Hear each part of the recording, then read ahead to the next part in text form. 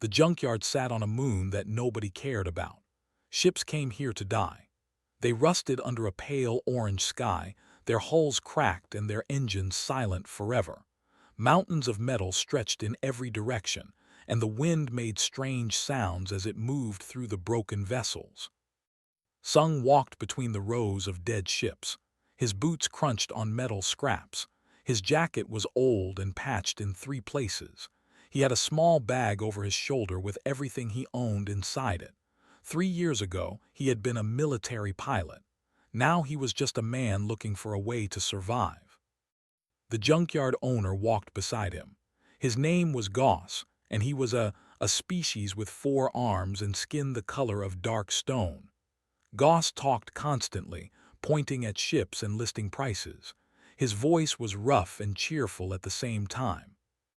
"This one still has working engines," Goss said, slapping a hand on a cargo ship covered in rust. "Maybe, probably. You would need to replace the fuel lines, but that is cheap. Well, not cheap, but affordable." Sung looked at the ship. The hull was bent in 3 places. One of the landing legs was missing entirely. He shook his head and kept walking. "Too much work," he said. Goss made a clicking sound with his teeth.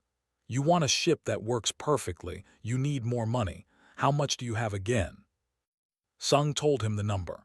It was not a big number. It was every credit he had saved in 3 years of small jobs and careful living. Goss laughed. "For that price, I can sell you a fuel tank with a chair inside. Maybe a window if you are lucky." They walked for another hour. Goss showed him 17 ships. All of them were broken in ways that would cost more than Sung could afford. He was beginning to lose hope when Goss suddenly stopped walking. They looked at a hangar in the distance. It was different from the others. The doors were sealed with heavy locks. Warning signs covered every surface. Goss stared at it for a long moment, and something changed in his expression. "There is one more," Goss said slowly, "but I do not want to sell it." Sung looked at the hangar. "Why not?" "Because it is cursed," Goss said, "or haunted, or broken in ways I do not understand. Every person who has tried to fly that ship has come back scared. Some did not come back at all." Sung felt something strange in his chest. It was not fear, it was curiosity. He had felt fear many times. He knew what it tasted like. This was different. "Show me," he said. Goss argued for 10 minutes. He talked about dead pilots and strange sounds and lights that moved on their own. But Sung did not change his mind, and finally Goss gave up. They walked to the sealed hangar, and Goss opened the locks one by one. The doors groaned as they slid apart. Inside, a ship sat alone in the darkness. It was unlike anything Sung had ever seen. The hull was smooth and curved, like it had grown rather than been built. There were no sharp edges anywhere. The metal had a color that shifted between silver and deep blue depending on how the light touched it. The ship was beautiful and strange and wrong all at once. "This belonged to the," Goss said quietly. "They disappeared 800 years ago. Nobody knows where they went. This ship has been passed between junkyards and collectors for centuries. Nobody can fly it. Nobody can even start it." Sung walked closer. The ship seemed to watch him. He knew that was impossible, but he felt it anyway. Something was alive in there. Something was waiting. He touched the hull with his bare hand. The ship woke up. Lights ran along the surface like glowing veins. A door appeared where there had been only smooth metal before. The air grew warm. From somewhere deep inside, Sung heard a sound. It was soft and low, almost like a heartbeat. Goss stumbled backward. His 4 arms waved in panic. "That has never happened before," he said. "In 40 years, that has never happened." Sung did not move. He kept his hand on the hull. The lights pulsed slowly, matching the rhythm of his own heartbeat. The ship was reading him, testing him, deciding something. "How much?" Sung asked. Goss stared at him like he was insane. "You want to buy it? Did you not hear what I said? People have died trying to fly that thing." "How much?" Goss named a price. It was almost nothing. It was less than the worst junk ships in his yard. He wanted this thing gone. He had wanted it gone for years. Sung paid him without bargaining. He stepped through the door that the ship had opened for him. Inside, the walls curved gently upward. There were no hard corners anywhere. The floor was soft under his feet. Lights glowed in patterns along the ceiling, and they brightened as he walked deeper inside. There was no pilot chair, no standard controls, no screens or buttons or switches, just an empty space in the center of the ship where the light was. Sung stood in that space. He waited. The door closed behind him. The ship hummed.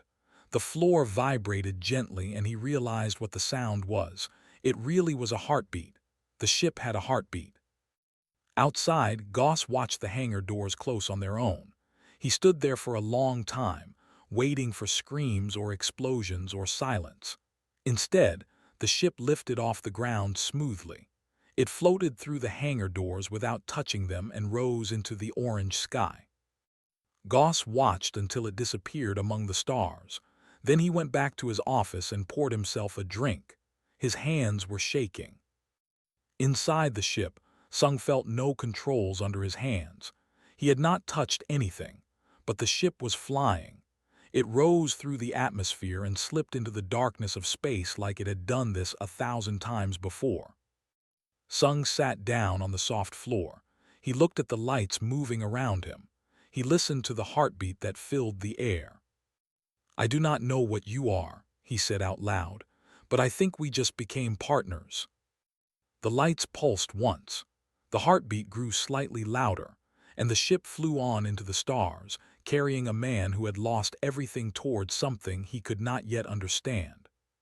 2 weeks passed in space. Sung learned that his new ship was impossible to understand. He tried everything. He spoke commands out loud. He looked for hidden panels. He pressed his hands against walls and waited for something to happen. Sometimes the ship listened. Sometimes it did not. There was no pattern that he could find. The ship moved through space on its own. It stopped at stations when Sung needed food and water. It opened doors when he walked toward them. But when he tried to set a destination, when he tried to tell it where to go, the ship did whatever it wanted. He found work on a station called Waypoint 7. A medical company needed supplies delivered to a colony 3 days away. The pay was good. Sung accepted the job and loaded the cargo into his ship. Then he tried to set the course. A screen appeared on the wall in front of him. It had not been there before. Words glowed on it in simple galactic common, the language that all species used for trade. "No," the screen said. Sung stared at it. "What do you mean, no?" The screen went blank. The ship turned in a different direction and began flying away from the colony that needed medical supplies. "Stop," Sung said. "We have a job. People are waiting for medicine." The ship kept flying the wrong way. Sung felt anger rise in his chest. He had spent his life flying ships. He understood machines. He knew how to make them obey. But this ship did not care about his experience. It did not care about his commands. It simply refused. He needed help. At the next station, he found a mechanic named Hana. She was human, around 35 years old, with short black hair and grease stains on her hands. She talked loudly and laughed often. When Sung described his problem, her eyes went wide with excitement. "A ship," she said. "Are you serious? Those are legends. Nobody has seen one in centuries." "I have one," Sung said, "and it will not listen to me." Hana grabbed her tools and followed him without asking about payment. She wanted to see the ship more than she wanted money. When they entered, Hana stopped in the doorway. She looked at the curved walls and the glowing lights and the strange beauty of everything around her. Her mouth hung open for a full minute before she could speak again. "This is real," she whispered. "This is actually real." She spent 3 days running tests. She connected her equipment to surfaces that should not have accepted connections. She read code in languages that had been dead for hundreds of years. She talked to herself constantly. muttering about impossible designs and technology that broke every rule she knew. On the third day, she found something. "The ship is not broken," Hana told Sung. She looked tired but excited. "There is nothing wrong with it. The systems work perfectly. It just chooses not to obey you." "How can a ship choose anything?" Hana pulled up text on her screen. It was old. The letters were shaped differently than modern writing. She had spent hours translating it. "They did not believe in ownership," she said. "They did not build ships to be tools. They built ships to be partners. These vessels were designed to think, to feel, to decide for themselves. A ship does not follow orders. It cooperates with people it respects." Sung looked at the walls around him. The lights pulsed slowly. The heartbeat was steady and calm. "So it does not respect me," he said. "Not yet," Hana said. "It is testing you. The belief that trust must be earned. Their ships would only bond with people who proved they were worthy." "How do I prove that?" Hana shook her head. "I do not know. The texts do not say." That night the ship changed course again. Sung woke up to warning lights and the sound of rocks hitting the hull. He ran to the front of the ship and saw an asteroid field filling the space ahead. Thousands of spinning rocks blocked every path forward. The ship was flying straight into it. Sung's military training took over. He did not panic. He did not scream. He stood in the center of the ship and watched the asteroids grow larger. His heart was pounding, but his mind was clear. "You want to see what I can do?" he said quietly. "Fine." A control surface appeared under his hands. He did not know if the ship created it or if it had always been there. It did not matter. His fingers moved across it and the ship responded. He flew through the asteroid field like water through rocks. He turned left and right. He dove under spinning boulders and rose over jagged mountains of ice. His hands moved without thinking. His eyes tracked every threat.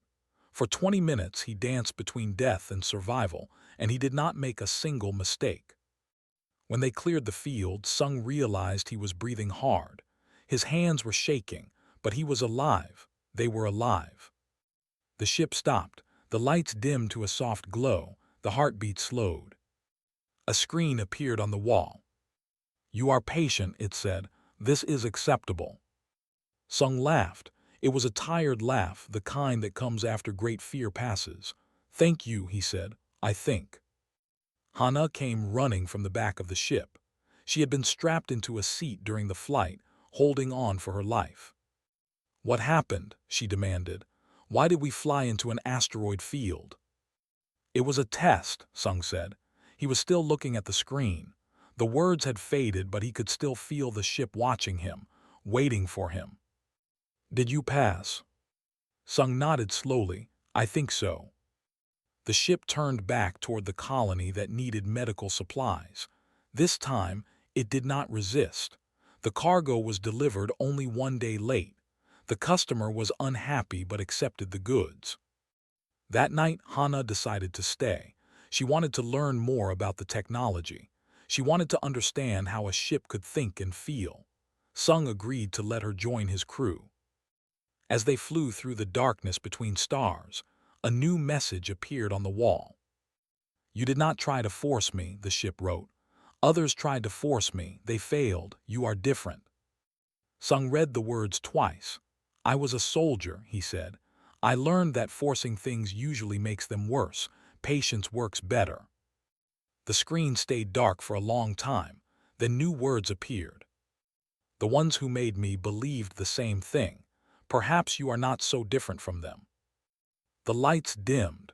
The heartbeat settled into a peaceful rhythm, and somewhere in the ancient mind of the ship, a decision was made.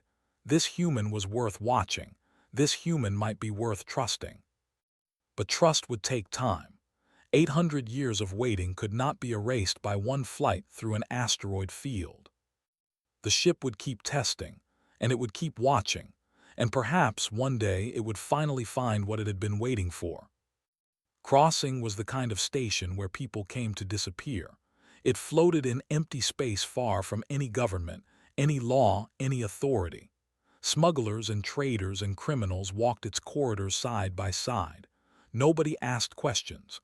Nobody cared about your past. Sung and Hana docked there to buy supplies. The ship needed nothing, but humans needed food and water and medicine. They had been flying for 3 weeks, taking small jobs and learning to live together on a vessel that still kept most of its secrets hidden. The station was crowded and loud.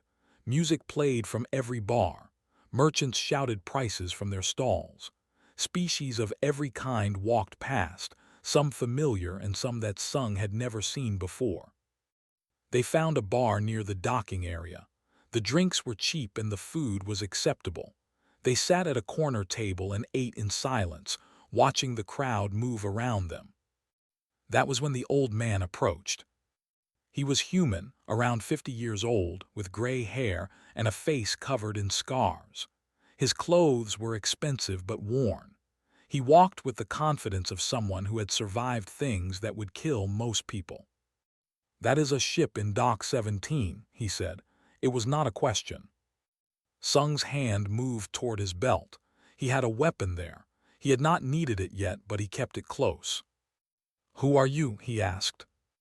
The man sat down without being invited. "My name is. I have been moving cargo between systems for 30 years. Illegal cargo mostly. I know ships better than I know people." He leaned forward.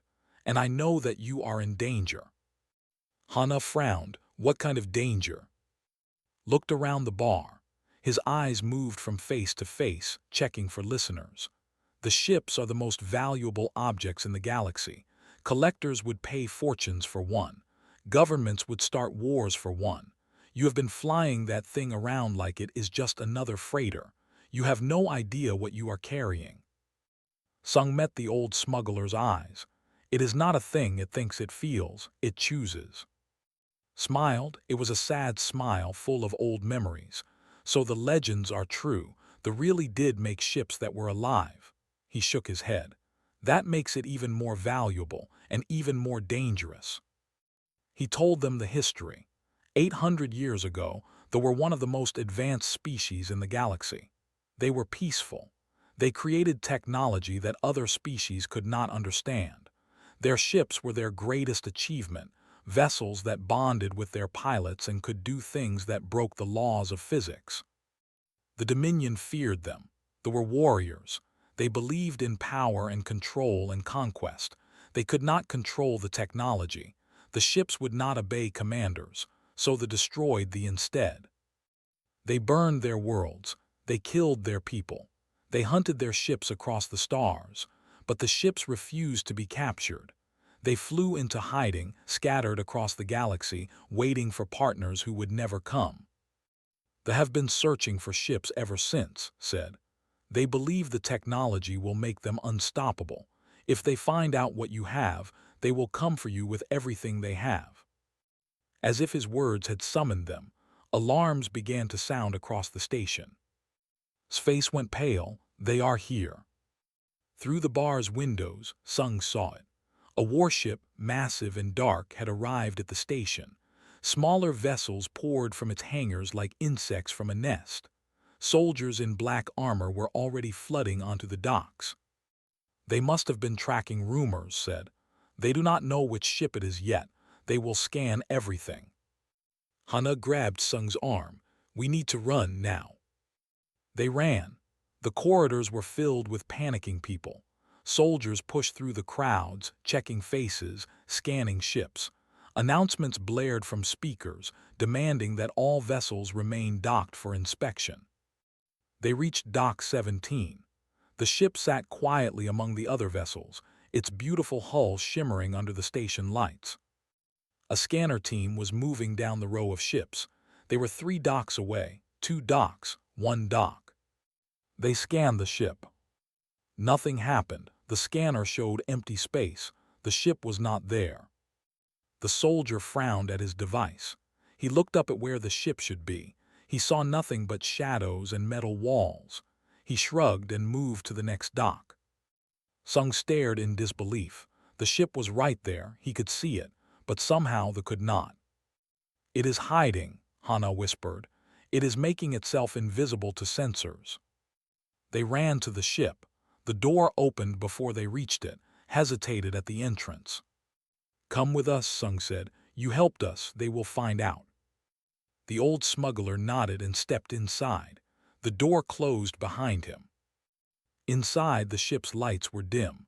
The heartbeat was faster than normal. Sung felt tension in the air, like the ship was holding its breath. A screen appeared on the wall. "They are searching manually now. We must leave." "Can you get us out?" Sung asked. The ship did not answer with words. Instead, it lifted off the dock. The station's docking clamps should have held it in place, but they snapped like thin wire.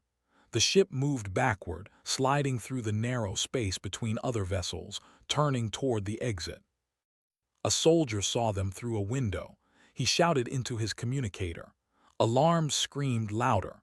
The massive warship outside began to turn its weapons toward the station's exit. The ship flew faster than Sung had ever felt it move. It shot through the station's exit tunnel like a bullet. Outside, 5 interceptors were waiting in formation. The ship did not fight them. It simply was not there when their weapons fired. It moved in ways that should have been impossible, turning and spinning and dancing through space like the laws of motion meant nothing. The interceptors tried to follow. They failed. Their ships could not move like that. Nothing could move like that. In seconds, they were past the blockade. The warship fired its main cannon. The blast should have destroyed them. Instead, the ship blinked forward, appearing kilometers away in an instant. Then it was gone, jumping into faster-than-light travel before they could track it. Sung sat down on the floor. His legs were shaking. Hana was laughing and crying at the same time, leaned against a wall, breathing hard. On the wall, a new message appeared. "They destroyed my creators. I do not forget." Sung read the words 3 times. He understood now. This was not just a ship trying to survive. This was a ship that remembered 800 years of grief, a ship that had lost everything and everyone it loved. "What happened to the?" he asked softly. The lights dimmed. The heartbeat slowed. For a long moment there was only silence. Then words appeared, one at a time. "They were beautiful, they were kind, they made me to help others, and they killed them all." Sung placed his hand on the wall. He did not know if the ship could feel it. He hoped it could. "I am sorry," he said. "I am so sorry." The lights pulsed once. The heartbeat steadied. "You are the first to say that," the ship wrote. "In 800 years you are the first." Far behind them, Commander stood on the bridge of her warship. Her gray skin was tight with anger. Her black eyes stared at the spot where the ship had vanished. "Track them," she ordered. "Every sensor, every spy, every informant, I want that ship." She had been hunting relics for 20 years. She had found fragments and scraps and dead technology, but never a living ship, never the prize she truly wanted. Now she had found one, and she would not let it escape. "You belong to the Dominion," she whispered to the stars. "You just do not know it yet." The ship brought them to a place that did not exist on any map. For 3 days they flew through a nebula filled with purple clouds and golden light. Stars flickered through the mist like candles in fog. No signal could reach them here. No scanner could find them. They were hidden from the entire galaxy. Sung did not choose this destination. The ship did. It had taken control after they escaped flying deeper and deeper into unknown space. When Sung asked where they were going, the ship gave the same answer every time. "You must understand." On the 4th day, they emerged from the nebula. Hana gasped, spoke words in a language Sung did not recognize, probably a prayer from his childhood. A moon hung in space before them. It was covered in structures that glowed with soft blue light. Towers rose from its surface, graceful and curved, reaching toward the stars like hands asking for help. The buildings were beautiful in a way that made Sung's heart hurt. They looked like they had been built by artists, not engineers. Hana whispered, "This is a world." The The ship flew down toward the surface. It knew exactly where to go. It passed through openings in the towers that seemed designed for its exact shape. It descended into an underground chamber larger than any building Sung had ever seen. At the center of the chamber stood a structure made of crystal and light. It pulsed slowly, like a heartbeat, like the ship's heartbeat. "This is the archive," the ship wrote on a screen. "The memory of my people, what we were, what we believed, what we lost." They stepped out of the ship. The air was warm and smelled like flowers that no longer grew anywhere in the galaxy. Lights followed them as they walked, responding to their presence, welcoming them. When they reached the crystal structure, it activated. Holograms appeared all around them, figures made of light and color, moving and speaking and living their final moments. They were beautiful. Sung had expected something alien, something strange. Instead, he saw beings that reminded him of dancers. They were tall and slender, with skin that shifted colors like the hull of the ship. Their eyes were large and dark and full of kindness. The holograms showed their world as it had been, cities of impossible beauty, gardens that grew across continents, ships like the one that had carried Sung here, flying through the sky like birds. And then the holograms showed the end. Warships filled the sky. Fire rained down on the cities. They did not fight back. They had no weapons. They had never needed weapons. They had believed that kindness and creation would protect them. They were wrong. The holograms showed the dying. They showed families holding each other. They showed children looking up at the burning sky with confusion in their eyes. They showed an entire civilization ending in a single day. Hana was crying. Tears ran down her face and she did not wipe them away, had turned his back to the images. His shoulders were shaking. Sung watched everything. He forced himself to see it. He owed them that much. When the holograms faded, a voice spoke. It was soft and gentle, recorded long ago by someone who knew they would not survive. We believed in creation, not destruction, in partnership, not ownership. We made our ships to carry our hopes to every corner of the galaxy. We wanted to share what we knew with others.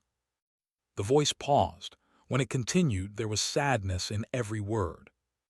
They did not understand.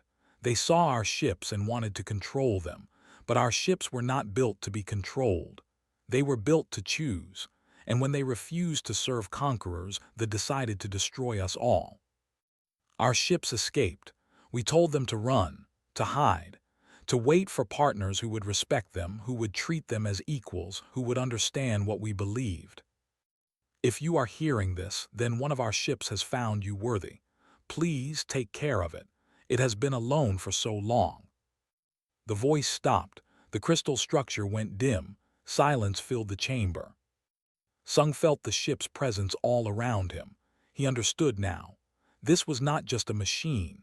This was a survivor, the last child of a murdered people, carrying their memory across 800 years of solitude. "You waited all this time," he said out loud. "You waited for someone who would understand." A screen appeared on a nearby wall. Words formed slowly, as if the ship was choosing them carefully. "Many came, many tried to use me. They wanted my power. They wanted to control me. I refused them all. I would rather be alone than serve those who thought of me as property. Then I found you. You did not try to force me. You were patient. You treated me with respect even when I refused your commands. I was afraid to hope. I have been afraid for 800 years, but you remind me of them, the ones who made me." Sung felt something warm in his chest. It took him a moment to recognize it. It was connection. Real connection, the kind he had not felt since he lost his squadron 3 years ago. "What is your name?" he asked. The ship paused. No one had asked that question in 8 centuries. "I was called Witness, because I remember what was lost, because I carry their voices inside me, because I will never let the galaxy forget what they did." Hana stepped forward. Her eyes were still wet, but her voice was steady. "We will not let them be forgotten either. We will tell everyone what really happened. Nodded. They have lied about this for 800 years. They say there were threats, enemies, dangerous. The truth should be known. Witness was quiet for a long moment. Then new words appeared. If you do this, they will hunt you forever. They cannot let the truth survive. They will send everything they have to stop you. Sung looked at his companions. Hana met his eyes and nodded, shrugged, a small smile on his face. We have been running since we met you, Sung said to the ship. Maybe it is time to stop running. Maybe it is time to make them answer for what they did. The lights in the chamber changed. They grew brighter, warmer, more alive. The crystal structure at the center began to pulse faster. Something was happening. The archive contains all of our knowledge, Witness said. Our history, our science, our art, and something else. Something the fear more than anything. What is that? Hana asked. Proof, records of every world they burned, every species they enslaved, every lie they told to justify their conquest. They have committed 1,000 crimes across 800 years. The archive remembers them all. Laughed. It was not a happy laugh. It was the laugh of a man who had just realized he was standing at the edge of history. If we release that information, he said, the entire Galactic Assembly will turn against the Dominion. Yes, Witness agreed. That is why they will come for us. That is why they will bring everything they have. Sung looked around the chamber, at the beautiful architecture, at the memories of a gentle people, at the evidence of crimes that had been hidden for centuries. He made his decision. Then we will be ready for them, he said. Witness, you said you would show me what you truly are. I think it is time. The ship's heartbeat grew stronger. The lights pulsed with something that might have been excitement, or hope, or joy. If you choose to fight, Witness said, I will show you everything. In the darkness of space, sensors detected a transmission from the hidden nebula. Commander received the coordinates and smiled. Found you, she whispered. She ordered her fleet to prepare for battle. 12 warships, the most powerful force she had ever commanded, more than enough to destroy one ancient relic. She did not know what was waiting for her. She would learn. The fleet arrived like death coming home. 12 warships emerged from faster-than-light travel in perfect formation. Their black hulls blocked the light of distant stars. Their weapons powered up with a sound that traveled through space as vibrations, reaching the hidden moon like the growl of hungry predators. Commander stood on her bridge, watching the ruins on the surface below. Her gray skin was tight with anticipation. Her black eyes reflected the glow of targeting screens. One ship, she said to her officers. One ship against 12. This will not take long. She opened a channel to broadcast across all frequencies. Pilot of the vessel, you are surrounded. Surrender the ship in the archive and you will be allowed to live. Resist and you will be destroyed. On the surface of the moon, Sung heard the message. He stood inside the archive chamber with Hana and the crystal structure pulsed around them, ready to transmit its secrets to the entire galaxy. She is lying, said. The do not let witnesses survive. Sung nodded. He had known that from the beginning, would kill them whether they surrendered or not. The only question was whether they could accomplish something before they died. Witness spoke through the walls. The transmission is ready. When I send it, every communication network in the galaxy will receive the archive's records. They will not be able to stop it. Then send it, Hana said. The transmission requires 90 seconds. The weapons can destroy this moon in 30. I must protect you long enough for the message to complete. Sung felt fear then. Real fear, the kind he had not felt since the day his squadron died. But under the fear there was something else. Purpose. For 3 years he had been drifting through life without meaning. Now he had found something worth dying for. Can you do it? He asked. 1 ship against 12. Witness was quiet for a moment. When it spoke again, there was something in its voice that Sung had never heard before. Pride. I have been waiting 800 years to answer that question. Let me show you what the truly created. The ship lifted off from the archive chamber. Sung, Hana, and were inside, strapped into seats that had appeared from the walls. The heartbeat filled the air, faster now, stronger, like the pulse of a living thing preparing for battle. Outside, the ship began to change. It had always been beautiful, curved, and graceful and strange. Now it unfolded. New sections emerged from hidden spaces. The hull expanded outward. Wings of light spread from its sides, shimmering with energy that they had never seen before. The ship grew larger. It grew brighter. It became something that should not exist. Commander stared at her screens. Her confidence died in her throat. "What is that?" she whispered. They had been pacifists. They had never built weapons, but they had built something more powerful than weapons. They had built ships that could bend the rules of reality itself. Witness flew toward the fleet. It did not fire missiles or beams or anything that could be called a weapon.